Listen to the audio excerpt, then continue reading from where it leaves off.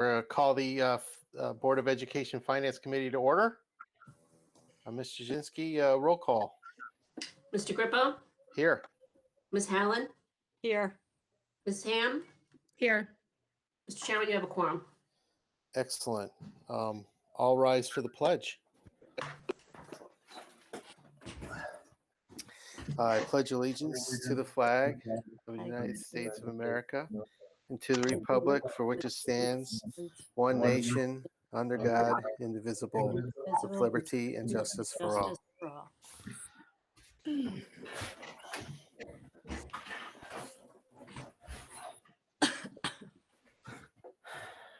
Okay. Mute.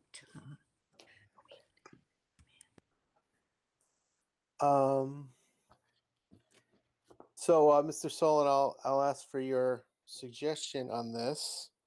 We have a public comment first.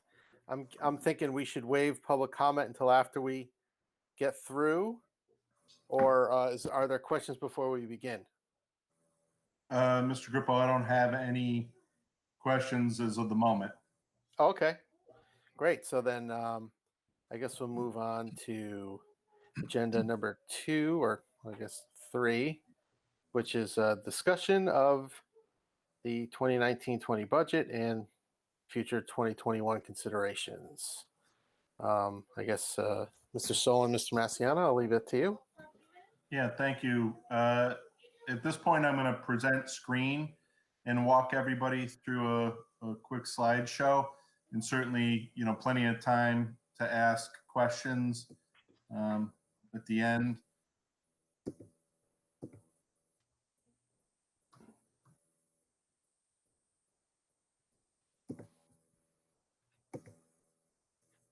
Okay, can everybody see that okay?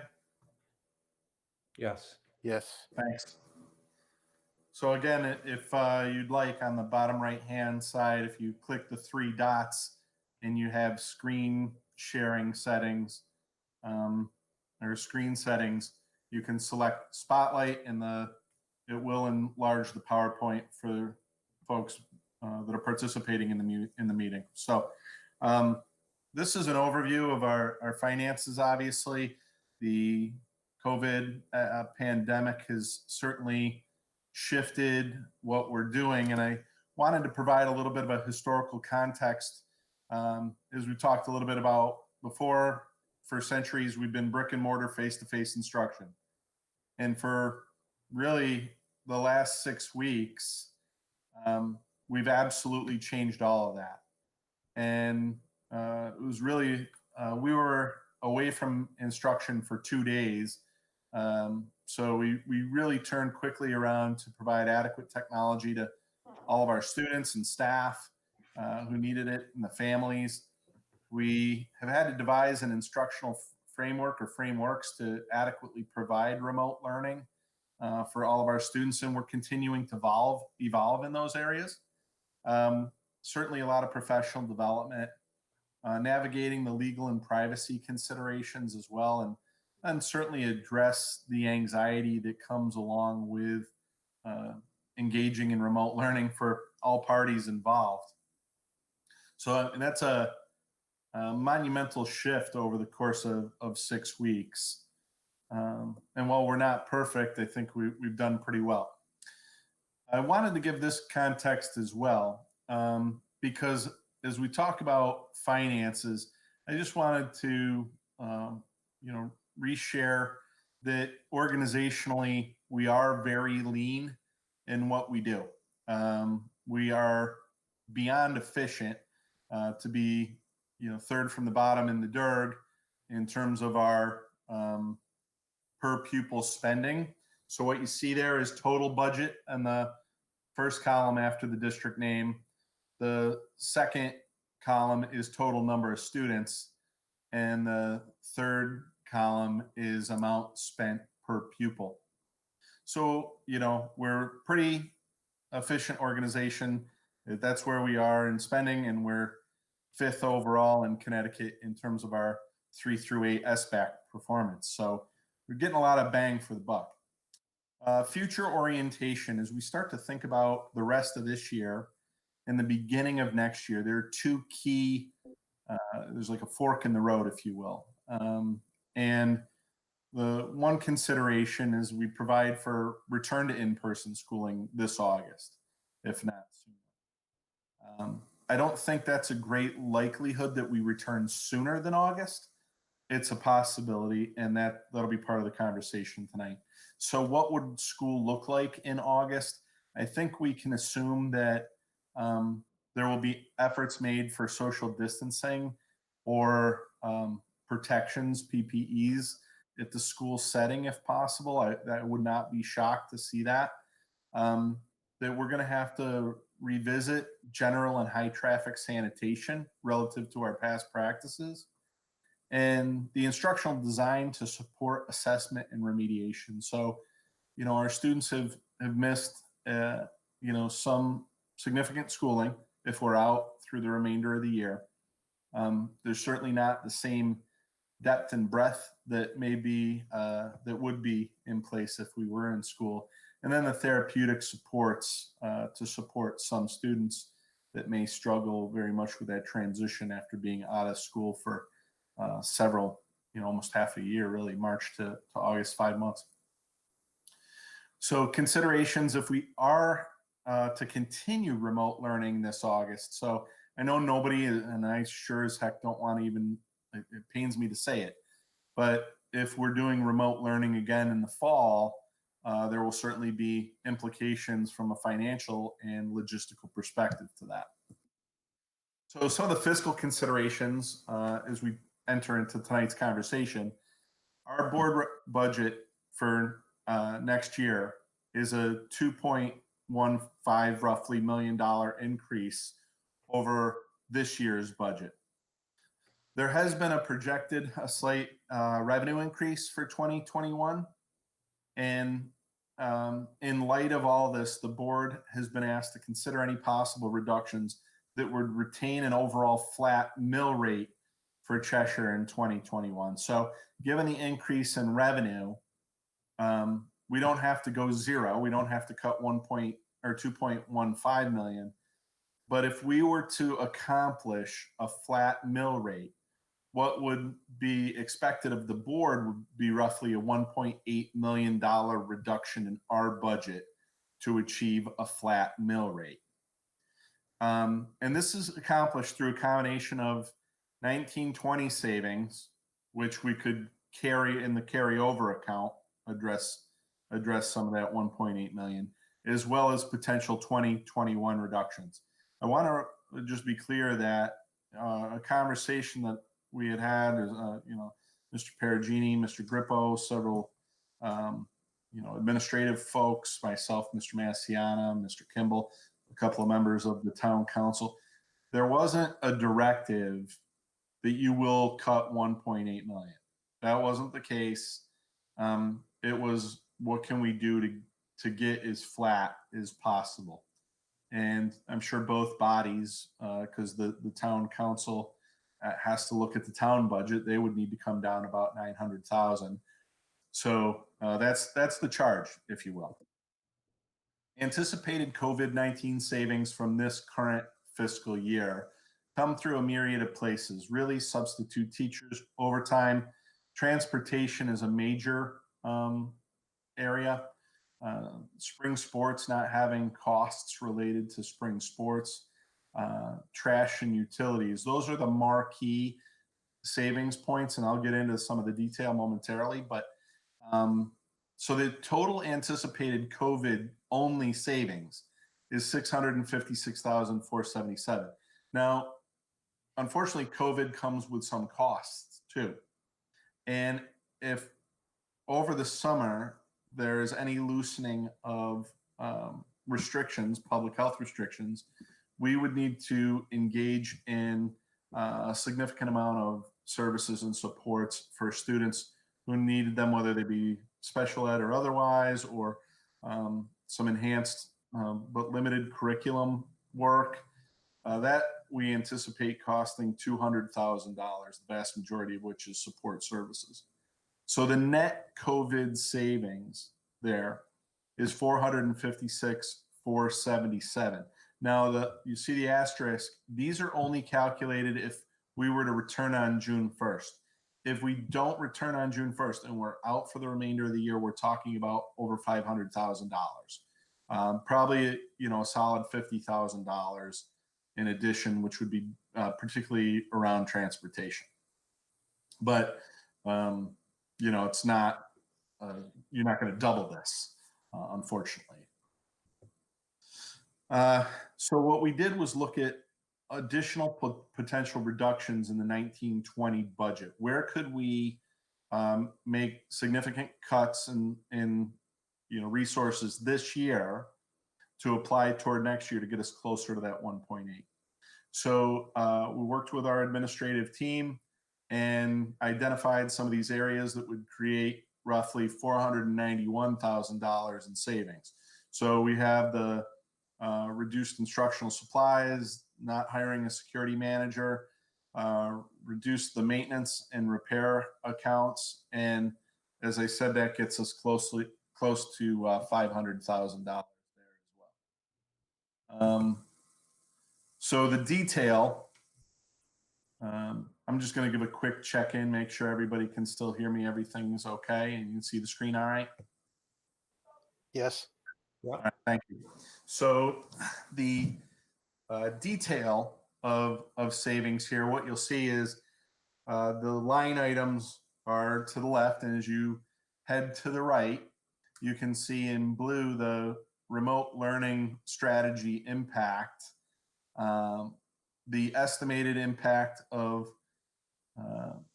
as of 4/20, assuming we resume by 6/1. So it's actually been updated since 4/20, but it was updated as recently as today, actually. So assuming we resume by 6/1, and then additional spending adjustments that may be reductions that we have in these lines. And then you see the total budget reduction at the far right. So this will provide you detail.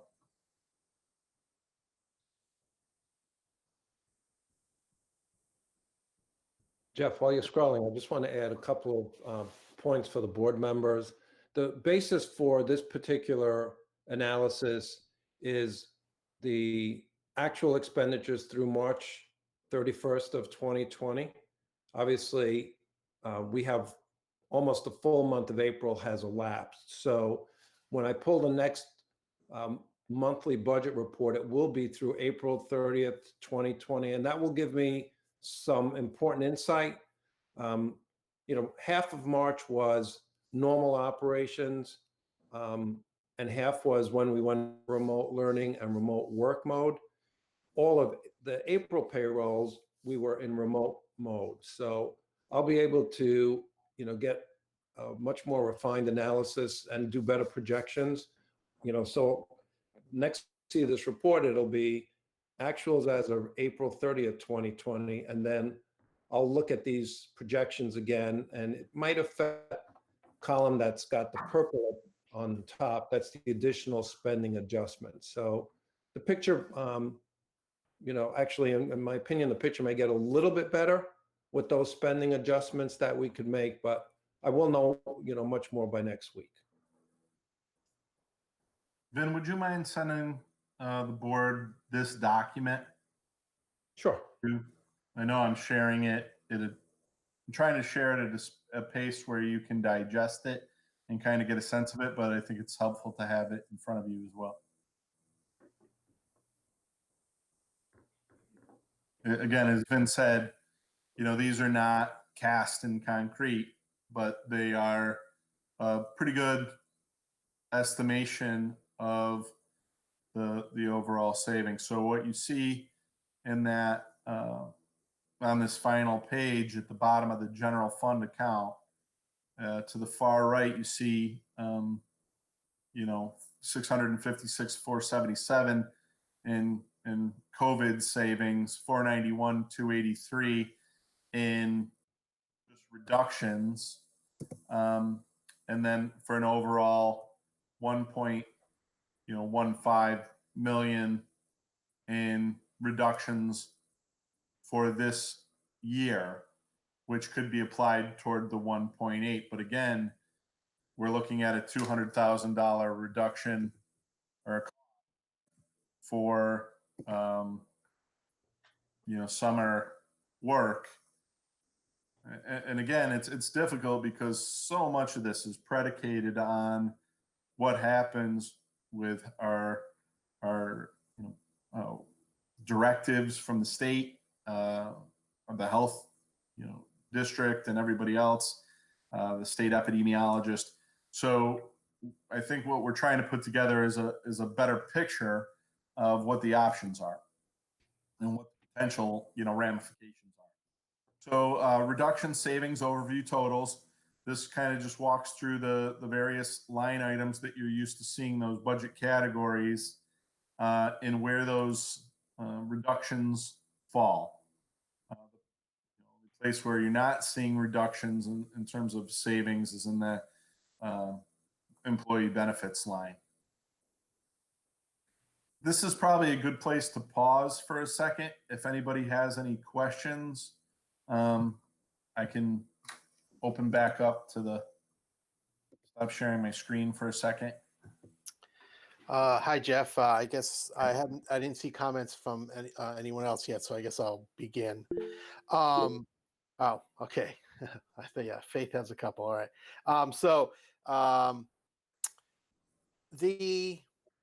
The number, your beginning number of the was 2.146 million, if I recall, as far as that was the change in budget from last year to this current year to the 2021 budget year. Okay. That's the increased dollar amount for next year. Because I could have sworn that we approved an increase of 1.9 million. Is that am I off on that? Because I could have sworn that's what it was. It was still 2.93%, but I thought it was 1.9 million. I think it was 2.9 was the superintendent's request, and we reduced it to about 2.1, Adam. So I don't even think it was that high. I don't think we went over 2 million. But I mean, I don't. But the 2,146,000 is the approved Board of Ed budget increase. Okay, all right. Maybe Faith would have a better idea on that. So, I'll let everyone else's questions go, and then I'll follow up after. So let's see, who do we have here? Okay, Faith, you're up. Go ahead. Okay, so Adam, just looking at the most recent budget that Ben gave us a month or so ago, it is showing a change of 2.14 million or 2.93. And I don't have the old budget in front of me, but that's what's on there. Just a couple of points. With the maintenance, I think you were showing a $95,000 decrease from air savings and maintenance. Just to be sure, that was for the building itself, and then I don't recall a couple minutes ago the equipment. We're confident that the structure of the building is sound, the integrity of the building is sound. We don't have anything. At 95,000. Right. Okay, we're good. Yeah, and nobody can guarantee any building. God knows anything could happen. You're struck by lightning, but the buildings are safe. They're secure. What that money does is just allow us to update some of the facility needs. Whether they, repairs around the building, stuff like that. Okay. In some parts, cosmetic. But right now, we don't have the same demand on toilets and doors than things that break that we may, we don't have people opening door handles. God knows we may not have people touching door handles ever again. But at this point, I think we can safely say $95,000 would be an appropriate reduction in that maintenance line. The other line that you were asking about is a $20,000 reduction in the maintenance and repair of equipment. But again, I think we're safe in making that determination, given the fact that that there's much, obviously, less wear and tear on equipment now than there has been. Okay. All right. And then, so good. And then with regard to the certified salaries, Sure. I guess I would have thought that the contract would have guaranteed those salaries for the teachers. So explain that one to me. I mean, how do we Yeah. get those savings? Because So I the thought, savings that comes out of that line is not necessarily generated from not paying teachers. It's oftentimes, this year in particular, we had a number of pregnancies. So women who were out for extended periods, not collecting their salary, and we were paying a sub at a lower rate. okay. We also had a few more than anticipated retirements going into this year, which, if you have a few additional retirements and you hire somebody significantly lower on the pay scale, that's, and it's a single person, you're talking about $50,000-$60,000 pickups periodically. I would never guarantee that. It would be irresponsible, but we had a few this year, which really added. Now, typically, we do have some of that and we offset substitute costs, but we're not going to have subs for 12 weeks. So that's where you're seeing greater savings in the teacher line item. Okay. And so just one follow-up, what impact has this had on retirements? Have you heard of more than what we've anticipated? No, no. As a matter of fact, I think it's been quieter. Actually, there's not a lot of talk of it right now, but that's not wildly atypical at this time of year either. You get kind of your early birds, which I think we have, 4 right now. We budgeted 3, and then you're going to get people come like June 1 who are like, yeah, I'm going to retire now. Okay. All right. Thank you. Sure. Should I continue on, or Adam, you okay? Yeah. Go ahead. We'll come back around. Unless Catherine, did you have anything, or you're good? Okay. All right. Go ahead, Jeff.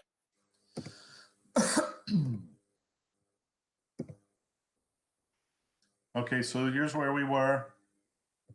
So the anticipated net impact, if we couple the COVID savings, the reductions that I just outlined, the next item is CARES Act money. Now, the federal government released money for education to all 50 states. Connecticut's, cut of that was 111 million, I think it was. And then they doled out their share to local municipalities by how much money they receive in Title I grant money. And they said that local districts will receive 83% of their Title I allocation, which I believe is ours, like $123,000. Right. So the CARES Act money comes in at $100,000 roughly. Now, there are some key indicators that you need to be aware of there. That I was concerned that it would have hooks attached to it, but it really doesn't. Typically, they say you can only supplement, you can't supplant your services with this money. You have to go above and beyond. Here, they're saying you can use it in lieu of local money. Here, they also are allowing us to use it at any building, which is also different than typical. We only use it at Darcy. So there's $100,000 that we, weren't necessarily counting on, but could certainly use. COVID impact costs, as I mentioned, $200,000. The 2021 budget issues, that's a to be determined. We'll take a look at that. So the overall net at this point is $1,047,128.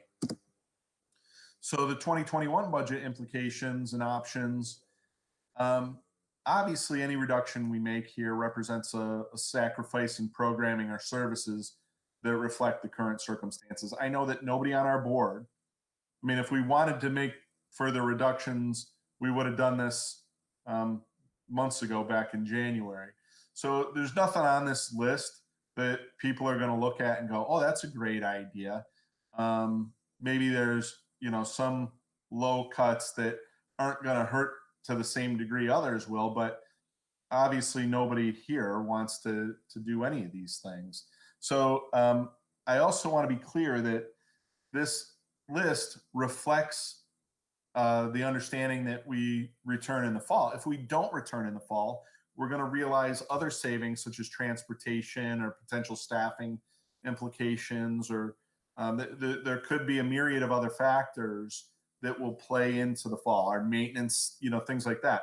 So this is if we return to school in the fall. And what you'll see is the account number, the item that, we're looking at, the reduction amount or revenue increase, depending on the item. And then I tried to categorize the impact it has on our students. There is a lot to digest here. And I will, certainly share this presentation with you as soon as you're done, so that you can have a minute to flip back and look at some of these things. But I know this is a page that will probably generate a lot of questions and discussions. So I can stop here if people have questions that they Jeff, want. I'll just ask a quick, Go ahead. which is I was actually going to ask this question before. So it looks like in our initial budget that we had approved, that we were including the 3 new special education positions, and it looks like all 3 of those positions are on this list. Would that be a correct understanding? Yes. 2 of those positions were halftime. So, we have, there's again, no easy way to slice it. The highs here, these, I think it's really hard to go there, particularly with special ed. Right. But these are additions that we have, and those were additions to this year's budget. And I just put them on there.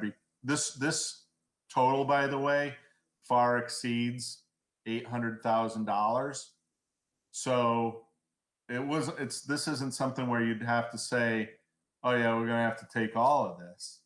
So I just wanted the full range to be visible. And the ones that are high are certainly, they come at a high cost. Catherine, you had a comment? Okay, can you hear me? Yep. Yeah. Oh, thank God.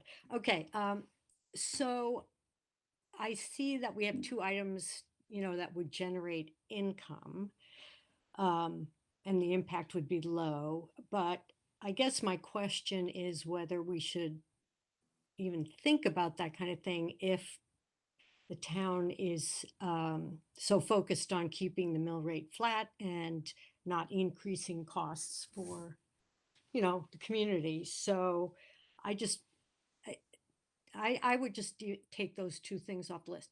I hate to say, but Yeah, I think that that's seems like, certainly a fair question. I don't know if on the town side, to be honest, if they've looked at fee increases like pool use or anything like that, or dog licenses. I'm not sure, but certainly with your guys' direction, I'm happy to, cut any of these items off the list or add anything if you think it's critical. right. Tony, you had a comment? I was just going to say what Catherine beat me to it. It's a good point. Yeah, I think if the town is trying to lessen the impact on residents of what's COVID's doing to the economy, and we don't have a clear picture yet, but for now, it's just it's not a good picture. I have a hard time increasing fees, for our students. So I don't think I would support that. And 2, assuming everything does go back to normal by August, I don't know if it will, but I kind of question if we'll actually see this full $30,000 fees related to sports and activities, which might be still impacted come the fall if they're not fully up and running for fall sports and winter sports now. It's hard to tell what's going to happen between now and then, but I wouldn't put my eggs in these two items in this basket, so to speak, my opinion. But and so you said this total is more than $800,000. So it's more of Yes. a So the yeah. total. So the end of this I'm gonna total. go back to that, but the Yeah. total is $1,082,416. Got it.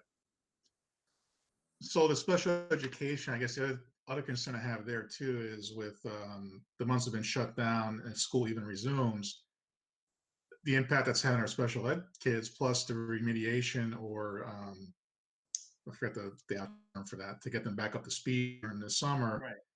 I imagine there might be increased support for special ed, getting them back into Yeah, the I school think and so forth. that's a good point. wonder Totally if the- agree with you. Okay. The other thing that the reason I think the class size issue is higher than it typically would be. I mean, nobody likes the idea that their kids are put in larger classes, right? But I think what I guess heightens the concern now is the social distancing piece. That's a factor that we never had to deal with before. That I think that reduced class size issue may become a more paramount issue for parents in our community under these circumstances. So the special ed, absolutely agree. The class sizes, very unique concerns to this year, and I agree. And so the activity fees as well. I mean, certainly I can remove those off this list. No, I just make an observation. I mean, at the end of the day, we'll see how that comes out of the whole budget prop, but I know it's not easy putting this together, but thank you for this detail. I'll digest it more. I'll digest it more when I get the spreadsheet later. Thank you. Sure. Thanks, Anna. Faith, you have a question?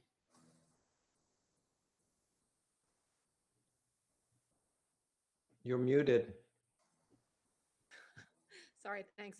With the last budget process, I think the way, at least I went about cutting it, was probably not the most astute way to do it. But listening to the conversation, and I agree with Catherine, and I agree with Tony, we certainly don't want to raise fees, and we certainly don't want to pull from special ed, but we've just pulled a lot of money immediately out of the gate off this list. So, Jeff, how should we go about looking at this? I mean, what do you recommend? I mean, because reduce textbook and software purchases and instructional supplies. I mean, where of all of this Right. will they feel it least? Well, it's definitely in the areas that are identified as low. Yeah. So the activity fees and stuff, I mean, I think we looked at that as more of a user fee, but I also agree that, it's tenuous to bank on those because you don't know what the future holds. The 3 additional retirements, as I said, we have one. The likelihood that we get 2 more, I don't think it's a bit of a gamble, but I don't think it's a huge gamble. I think we'll probably end up with 6 at the end of the day. The school security manager is a position that we have not had. I think we all agree. Like, there's nothing on this list that you look at and go, well, that's stupid. Let's just go with that. Outside of the 3 retirements, there's everything here. There's an impact. So, but the school security manager position is something we've done without. We rely heavily on community service and support for that. It's something there's going to be an impact, but I think we could survive a year without it. And if things change dramatically, maybe we look at something next spring. The hall monitor entry man trap situation at Norton and Chapman, that's going to hurt too, because now you're losing a lot of efficiency in the office for people to be able to work the doors and the man traps that provided that money's in the, it's already in the capital budget, we're already executing on those things, that there would be an impact there. Everything listed in the yellow is stuff that represents a step backward. And when I think about, reducing staff professional development in a period where we're dealing with unprecedented educational challenges, I feel like an imbecile even putting it on there. But the reality is, I started at the beginning by sharing that we're a super lean organization. You can't go around the Cheshire Public Schools and find 50 grand in the seat cushions. It just doesn't work that way. So everything that is on here has a value. The board, the school system, educational leaders all decided it was worth a value. The challenges against the current times, that's where we have to continue to monitor and assess that. Now, does the council say, the board doesn't want to reduce any of these items? And does the council support that, knowing we've come up with 1.1 roughly already? Maybe that's the case. But if you absolutely have to, you start with the 3 additional retirements, and then I think you probably work more into the yellow area for some combination to get to whatever the magic number is. And then ultimately you may have to go into the orange and hopefully not the pink. Jeff, I have several questions Sure. related to account number 113, which appears Sure. to be positional. Beginning with class size increases, is that a way of saying staff reduction? Yep. Is that looks to be 3 positions within those 2 line items right there, elementary and half team? Yeah, the half team is at the middle school. I apologize for not providing greater detail there. In the high school would also be a class size increase somewhere, 1 position at the high school. Okay. And then eliminate elementary WL. I'm afraid That's I don't world know. language, Spanish. Okay. So, excuse my ignorance. Was that 5th grade or 6th grade for that one? Was that 6th grade? Yep. Okay. And so the retirements that you have. So we had budgeted for 3. You're saying Right. we have so we're at 4 right now. Yes. And does that include Ann? I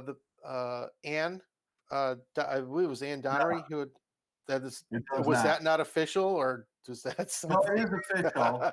I was like, oh crap! Did I just say something I shouldn't have? No. You're okay. The difference is there, Adam, that on the administrative salary schedule, the difference between the first step and the top step is not anywhere near as broad as it is on the teacher salary schedule. Okay. You don't realize the same savings with administrative retirement that you do with teacher retirement. All right. And so were we going to fill her position, or were we going to have like an existing assistant or an existing principal cover? Is that a potential for a year or something like that? Yeah, we've spent a lot of time, Tracy Hussey, myself, and Marlene Solano have spent a lot of time evaluating that, because it's a question you have to look into at the times, The challenge there is that, as you know, at Darcy School, it ranges from birth through kindergarten. The skill set and the needs of that population are incredibly unique. Developmentally, these are the students who many of whom have the most significant challenges in our entire school system, and their families have very unique needs. The capacity there is highly specialized, and so when we evaluated that, the cost benefit analysis, mistakes made at that level are significant when it comes to the development of the student, and as well as financially. So, we really want to make sure that we hire somebody who has that specialized skill set to be able to address those very unique needs at this time. Now, if we fold that ultimately years down the road, if we fold that building into another, then we would really need to have an assistant or somebody who's really well skilled, like a Robin Ann Carey, overseeing that piece of it. But we definitely evaluated, the day-to-day operations there, and looked at different options, even bringing back a retiree or something at a part-time. But leaving that building uncovered is just not something I would recommend. That's why I can't even put it on this list after having that conversation. Okay. Is there more to your presentation, Jeff? Yes. Okay. Then I will. Are there any more questions right now? All right. Seeing none, go ahead. So this is the overall. So the total of the low, you can see the reductions there. 245 revenue was the 35. So we'll take that off the table. But then you see the medium reduction impact, as well as the savings related to high. One of the things we talked about was the reduction in staff, increasing the students in the courses in the classroom. Second to last, this is overall DERG B, and general ed classes. This is elementary classes, and I tried to give you an example here of if we cut a teacher, the places where we would probably be looking to do something like that are in those elementary grades highlighted in yellow. That would be the end result after a reduction. And these are certainly higher than our historical averages. I know the personalized learning task force is emphasized trying to keep our class sizes low. We look at the ratios, and this is it. There's not an easy choice here necessarily. And what we would do is, if indeed we did have to make a reduction in this pool, I would wait until as late as I could in the year to look at the numbers, because enrollments change through the spring, and then we'd be looking to see if there was a place where it was the least impact, least negative. So here's Cheshire High, second most number of students per teacher in the DERG. Dodd Middle School is about a third of the way from the most number of teachers. So as I said, we're a lean organization. There's not like a lot of fluff there. If we're at the top of the DERG in students per teacher, we have the lowest ratios, then I think, that's something that I would look at. But that's why I listed those possible reductions as high impact. So here's kind of my rough plan for the budget presentation on Thursday. Overview of, and I'm certainly appreciate your feedback on this. Overview of the original proposed 2021 budget, providing a little bit greater detail. Discussion of the carryover account, the 2%. Review, and that's the board policy that was adopted, not the last meeting, but the one prior. Review of COVID-19 savings like we did tonight. Review of additional reductions like we did tonight.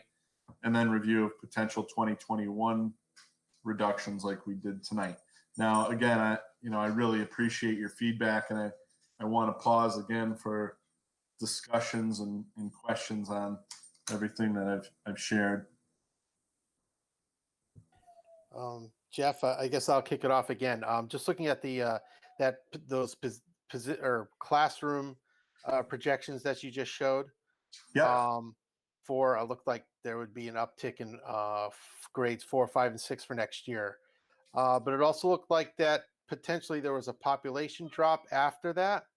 So could you potentially argue that we would almost be like 1 year early in a position reduction anyhow if we're reducing at least one position at the elementary level, if that was my understanding from your reductions, that it looks like grades K through 3 looked like they were all under 20, even if you enacted the um, position Yeah. reductions. Would that be correct in Yeah, my and understanding? I know you guys are taking a, snapshot look at this as we cruise through, but I can kind of help you see why those numbers look smaller. It's strictly because there are more sections.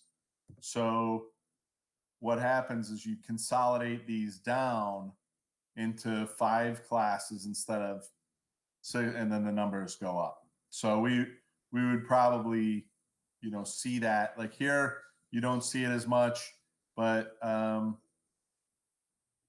these, like when you have 5 sections, here we cut it down to 4 in 4th grade, 5th grade, and 6th grade. So when we're looking at turnover like that, we're typically looking at, like, you got 289 here. What's that incoming kindergarten class look like for the following year? And that's where we use those NASDAQ projections to see in terms of our staffing. Does that make sense or no? Yeah, absolutely. And so from an educational point of view, it looked like you're reducing the number of classes in grades 4, 5, or 6. Is that because those classes could tolerate slightly Yeah. higher class numbers? Yeah, developmentally, when you're talking about 20 something 9-year-olds, it's a lot different than 20 something 12-year-olds. And so, that's what we're, that's why as the students matriculate up, the sections tend to be fewer and the class sizes tend to be a little bit larger. Okay, thank you.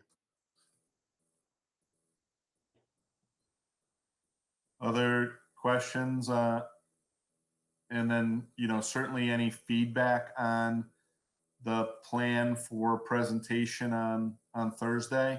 I'm hearing from this group that there's a consensus to cut out the activity fees. Should I cut it or leave it for Thursday? I think Catherine? you should just cut it personally. Sorry, Adam. Okay. I would also agree with that. I don't think there's any need to raise fees. I would agree. I think I would hold out and see what they suggest, but don't put it in. Not yet.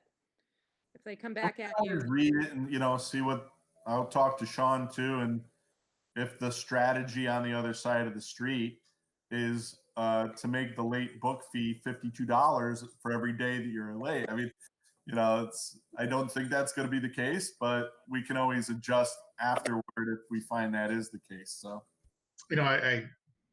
I agree with everybody else. It doesn't really matter what the town does because they can't tell us to add or change our fees. So I'm not really predicating this on the town meeting. What I do is just for our side of the street, for what's going on in the community. It's just I think it's a good not to do this right now.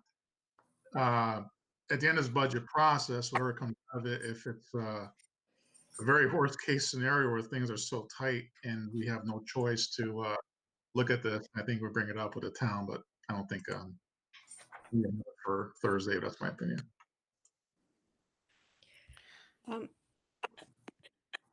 Can you see me? Catherine, go ahead. So let me just say, so between today and Thursday, are we supposed to sort of give you our thoughts on where we see the reductions being well, most? I don't think we're going to be able to do that collectively by Thursday. But, I think this is good to give me your gut reaction. I'll take any sort of feedback, but I think what's probably going to happen is Thursday I'll give this presentation. They're not going to give me immediate feedback either. And I think after Thursday's presentation, we perhaps have a finance committee meeting of the whole. Then I'll have the updated data from April. We'll hopefully, get a little closer to getting updated claims. And as we go a little later into the spring, it starts to crystallize a little bit more about the destination here. And then we'll be able to better hone down what it is we're looking to do.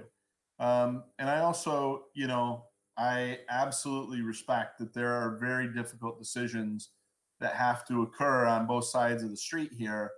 And, I in part get paid to advocate for the educational needs that we have in our community. And as I said, I really cannot think of a time that has really been more challenging in education than what it is that our kids and our communities experiencing right now.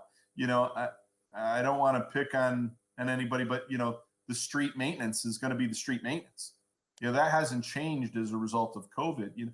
What's changed is the way that we do our job has fundamentally changed dramatically over a 6-week window for our kids. And just to have the resources in terms of staffing, special ed supports, I appreciate you guys recognizing that rolling into next year is going to be very important, and perhaps more so than we've ever seen. So I think we've done a good job to pull together that million plus.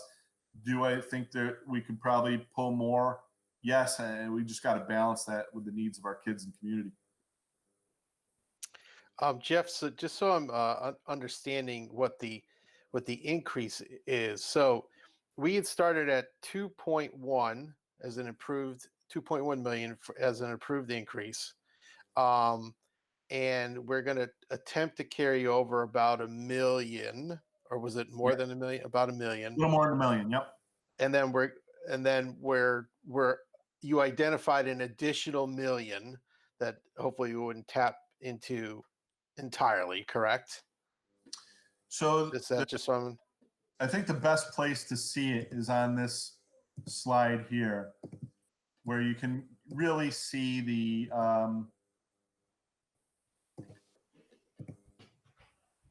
totals. So this is the overall COVID and COVID and other reductions from the current year, and then the CARES Act money. We do have those costs that we're going to incur over the summer. That gets us to roughly 1.1 net. So we can carry that all into next year. And the reason you carry it into next year is so you can cut next year by $1,047,128 and not feel it, right?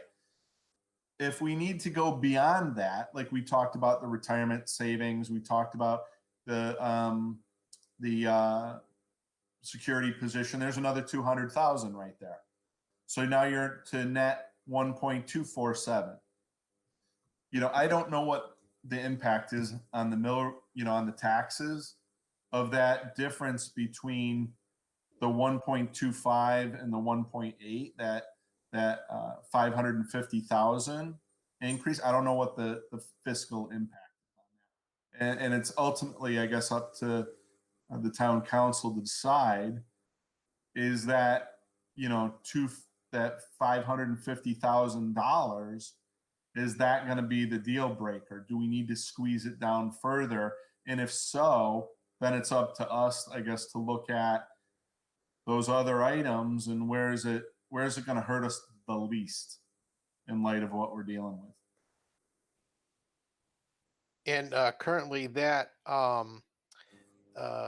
maintains the increase to the medical benefit trust fund, right? I believe we built in 300 or 350,000 as a restoration to the trust fund. Is that correct? I'm guessing that still remains in there, right?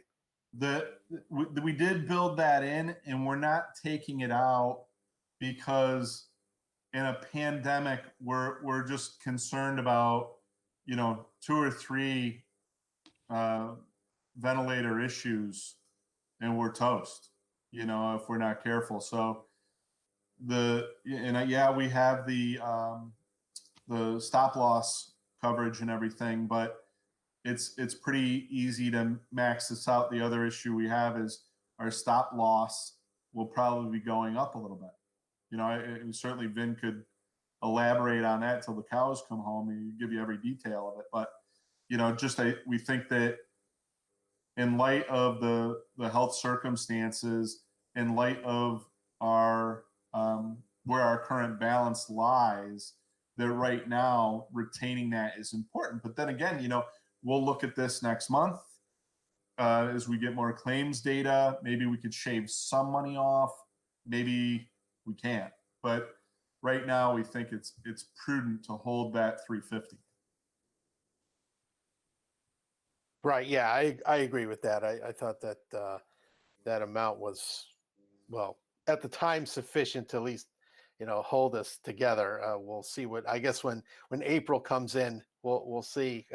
Vin, I don't think you reported on April yet, right? As far as medical benefit. Yeah, Yeah. we don't No. have claims yet. Right. Okay. So it looked like that potentially that the council is looking at only giving us an increase of like, what was it? 200. 300,000. Right. I'm sorry, say that Okay. again. 300,000. Okay, thanks. It got garbled. All right, I said that too. Come again? Hey, Jeff, can you put those slides, will you make those available? Yep. Okay. Unfortunately, my computer's on the older side, and if I download it, everything will freeze for like 4 minutes. So as soon as this meeting is over, I will download it and send it to you. Thank you.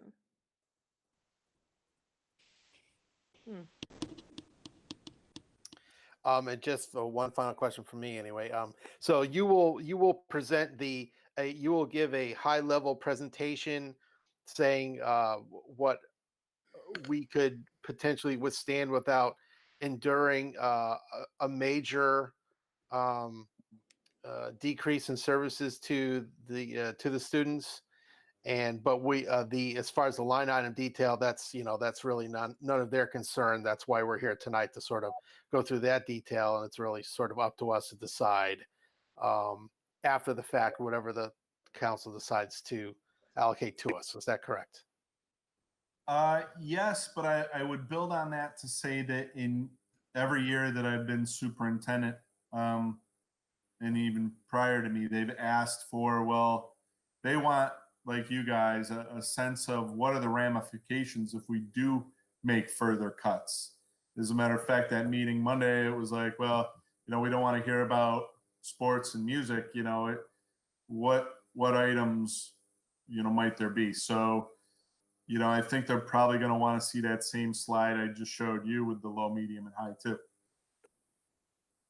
It's funny that they said they don't want to hear sports and music, and that's where I was gonna go. I mean, there's so many community sports programs.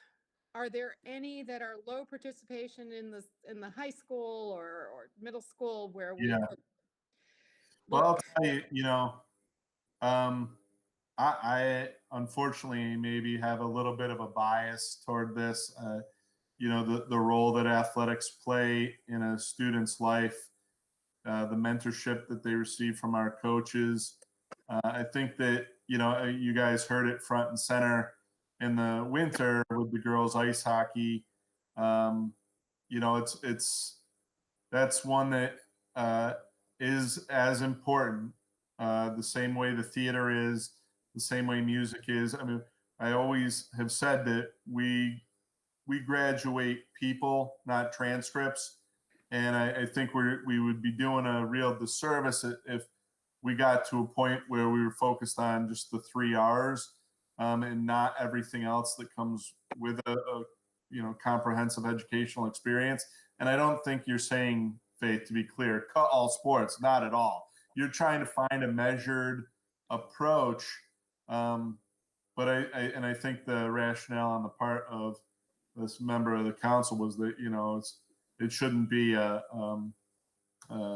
just a dog whistle for people either to fire up and upset everybody who's a sports parent or something, because, they come out in droves. Right. Oh, I'm Sorry, Craig. I was just gonna say, I totally agree with you. I'm just saying duplicative sport, duplicates Yeah. out there. That's the only area I'd look. I played sports all through high school and will defend them to the end of the earth. But, if you're gonna hear, we all have to sacrifice now, and where will that be? That's my only question. So, Yeah. okay, thanks. And it's not unfair, I don't think. I had one last comment. I agree. I mean, I in all the years we've been, at least I've been on the board, and Catherine is the next senior one in the group here. I don't think we've ever had really targeted anything, in terms of, oh, it's reduction, we have to go after this group or this account. I think we always looked at it as, what are all the options on the table? Good, or it's just not good. From low to high impact as you laid out. So, and again, I don't think we've ever targeted anything for sake of targeting something, but I think all options have to be on the table. I don't know what the town is going to set for a budget. If it's $300,000 and we can make it fit based on the list you provided, which some of those things will be painful, it's great. If it's worse than that, I like to look at everything, and if that includes sports and music, so be it. We did this a few years ago, I believe. We had maybe it was 4 years ago. We did do a total cost of sports and other things. And I think at that time, which numbers are dated, if the board decided to cut all sports, which we're not going to do, I think it was like 1.3 or 1.4 million total savings, which just as realistic not going to happen. But it might be helpful to have information down the road that, if we're really getting pushed or squeezed to near zero, and if we look at some of those things, to your point, Jeff, those things add value. I agree 100%. The collaboration, the team building, the personality growth that our students get from those programs is key. I don't think that anything's changed those numbers. I could be wrong, but again, it would not be a bad idea to have that number available. But as far as acting on it, I just don't see it yet. Again, if something is worst case scenario, worse than the numbers that you gave us, I think we have to look at all options. I don't think we're there right now. That's all. Catherine, go ahead. Oh, wait, hang on. Oh. Can you hear me? You're on. Yeah, go ahead. Okay. So I think that when we're thinking about these potential cuts, when we talk about, and I know we're not really talking about cutting sports and music and whatever, but I would find it really hard to send kids back to school after this pretty traumatic half year and then have the things that really, I'm not going to say they like it better than studying, but I mean, these are important things to these kids. And so I would feel really uncomfortable looking at those kinds of cuts. And I don't know that it will be actually necessary. I think the plan that you've come up with, Jeff, is really pretty, it's a very reasonable plan, and hopefully that is what it will take for the town council. But I think it's going to be really hard to figure out what more we should cut in light of how we need to support our students and our teachers coming back to school. So that's just my thinking at the moment. That's what keeps me up at night. Jeff, just to revisit athletics just for a second, as I won't call it unlikely, but I'll say potential, the potential of the cancellation of fall sports.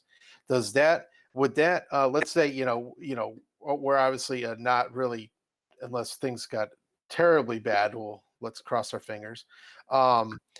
that we would not unilaterally advocate to cancel fall sports, but does the potential for that originate with the CIAC, or would that begin with a directive from the governor? Has there been any thought process on how Yeah. something like that would begin, or when Well, we sure, would yeah, be there's notified of definitely it? Yeah, there's definitely a hierarchy that starts with an executive order from the governor. If the governor issues an executive order that fall sports are not going to be played, then that would trump anything the CIAC did. Now, that's unlikely to come from the governor. The governor is more likely to declare schools closed or not than he is to wade into the athletic territory. The CIAC then, provided schools are open, would be the next level of authority should they choose, as to whether or not athletics are played. As they did this past winter, canceling the playoffs, and then we were out of school, and they just put out a statement that no sports will be played until June 1st, and then they still won't have a playoff. So that's that next layer of authority. The next layer beneath that would be us, to have the capacity to say that we're not going to, allow sports for whatever period. And I'm sure that would be on the grounds of health. I mean, ultimately, we could do it on any grounds, fiscal or otherwise. But, I know that we wouldn't do that. So we're looking at health. We would be the next layer after CIAC. There is the state, the commissioner has asked regional service areas, ours being ACEs, as you know, to formulate commissions to study the return back to school. And they've asked for diverse group of members to be on that committee. And I was asked to serve as the suburban superintendent representative today for ACEs. So, I'll probably gain more information through that process that I could relay as it would relate to our transition back to school, but that won't start until next week. And I had a quick comment, if you don't mind. Yeah, go ahead. So just to remind everyone that as of today and for the foreseeable future, we don't have a vaccine or a cure yet for COVID-19. And there's still, I work in it's funny, my company's considered essential healthcare, but we're actually healthcare data related. We work with a lot of these pharmaceutical specialty drug companies on their trial data, et cetera, et cetera. So we do a lot of data mining and help payers figure out what works, what doesn't work. Long story short, knowing that's the case and knowing that it's still not clear, even from the CDC, for those folks that had the virus and didn't know it, or folks that had the virus and developed antibodies, whether or not they'll get it again, we just don't know. We don't know what's going to be get it again. You built up the immunity, or it could happen again. So where I'm going with this is, again, this is my nothing concrete, just my personal thought is, best case scenario, we open back up in the fall, maybe sooner. I doubt it, but in the fall. I got to imagine there'll be some guidelines published by the state epidemiologists, if not the CDC, on contact within schools, large organizations. Hopefully, it's not too intrusive. But where my fear is going is the fall, the cooler weather, virus potentially comes back. I think there's an impact to sports, not just whether schools will open or not. It's also going to be what happens with this virus if there's a resurgence come this fall. So I think it's not just the governor and CIAC, but also state epidemiologists, the CD, so forth. So we just don't know. I really hope this is the end of it, but the reality is there's no vaccine. And, from what I'm seeing, it's at least 12, 18 months before we see something concrete. So anything can happen. So I think the impact on sports will be that, not necessarily cuts. But if something does slow down or sports have to be held back in the next school year, if that even happens, then they'll obviously hit that budget that point in time. Unfortunately, we just don't know. So I just pursue an air of caution on on the activities. And quite frankly, I'm also wondering if the state's going to issue any guidelines on contact within the classroom. You know, not that we have the space, but if students have to maintain a certain distance from each other, it's going to be a little tough to do in some of our classes, as we saw during the school modernization committee tour. So be curious what comes out in the next 3 or 4 weeks on that, if anything. And just so I'm understanding, just one last time, because my brain, I guess, is a little slow today. All of the reductions that you have identified would more than cover the amount reduction requested from the council, correct? You've identified more than enough so that we wouldn't have to choose all in order to make that number that they want, right? We You still would have have some, to do almost all to get to the number they want. almost all. Okay. Yeah. All right. Thanks. Are there any other comments or concerns? Is there anything left? Oh, Vin, go for it. Just one small point, on the agenda for Thursday night, we are doing capital budget as well. So we'll just have a couple of slides in there about the capital budget, because remember, the council this year is approving capital budget and operating budget all at the same time.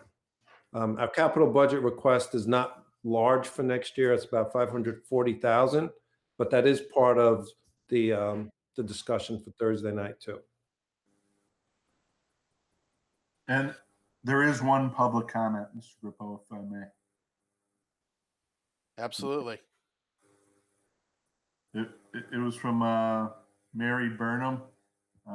No address, but you may know it off the top of your head. She said, in my opinion, reducing class sizes in special ed after the amount of learning that we will have been lost due to distance learning is a terrible idea. Students will need more support, not less. Class size matters, was her comment. Thank Yeah, you. it's hard to argue that. Yeah. Is there any other comment on any of the issues on our budget? All right, seeing none, and I guess that's our only public comment. Are there any other issues to be discussed? Oh, all right, seeing none, I guess I would entertain a motion for adjournment. I move to adjourn the meeting. I second. There's a motion for adjournment. All in favor? Aye. Aye. All right. This finance meeting is adjourned. Thank you, Thank you all. everybody.